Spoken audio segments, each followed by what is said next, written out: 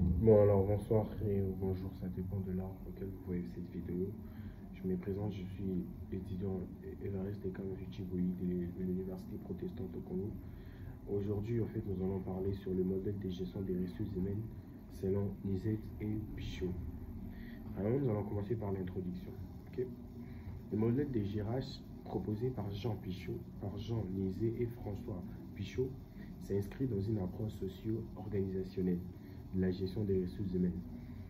Il propose une lecture systémique et dynamique de la GRH, en soulignant que celle-ci est un espace de tension et d'interaction entre plusieurs logiques d'action au sein d'un environnement en constante évolution. Plutôt que de voir la GRH comme un ensemble de bonnes pratiques universelles, Nizet et Pichot insisteront sur le fait qu'elle doit envisager comme une construction sociale propre à chaque organisation. Et premièrement, ils définissent la GRH comme système d'action. Selon les auteurs, la gestion des ressources humaines est une pratique située, influencée par des finalités multiples des acteurs variés et des contraintes internes et externes. Logique d'action. Chaque acteur, direction, RH, syndicat, employé, adopte des logiques d'action spécifiques selon ses intérêts. Logique managériale. Vraiment, par exemple, comme exemple, c'est la logique managériale, pilotée par les objectifs de performance. Logique salariale, axée sur la reconnaissance, la stabilité, les droits. Logique politique, liée au rapport des pouvoirs et aux négociations. Exemple, lorsqu'un employeur veut introduire un nouvel outil numérique, la direction vise la productivité des salariés. Les salariés peuvent redouter une perte d'autonomie et les syndicats réclameront une fonction préalable. 2. Les exigences de cohérence. Nizet et Pichot insistent sur deux types de cohérence fondamentale que je vais citer. Premièrement, cohérence interne. C'est la cohérence entre les différents principes, les différentes pratiques et politiques RH de l'entreprise.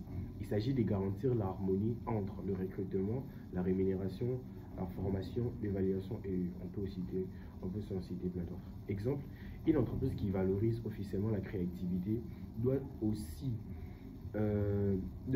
adapter ses systèmes de récompense pour encourager l'innovation. B. Cohérence interne. La GRH doit être en adéquation avec la stratégie de l'entreprise, les contraintes de l'environnement et les valeurs sociétales. Exemple, inclusion, écologie.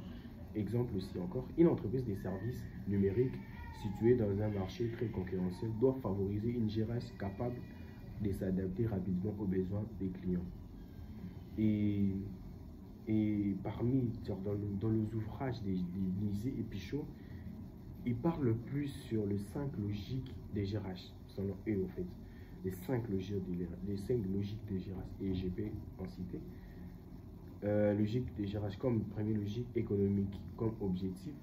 La première logique, c'est optimiser les ressources, accroître la productivité. Et comme exemple pratique, c'est réduction d'effectifs, automatisation et pilotage par la performance. Et la deuxième logique, c'est social.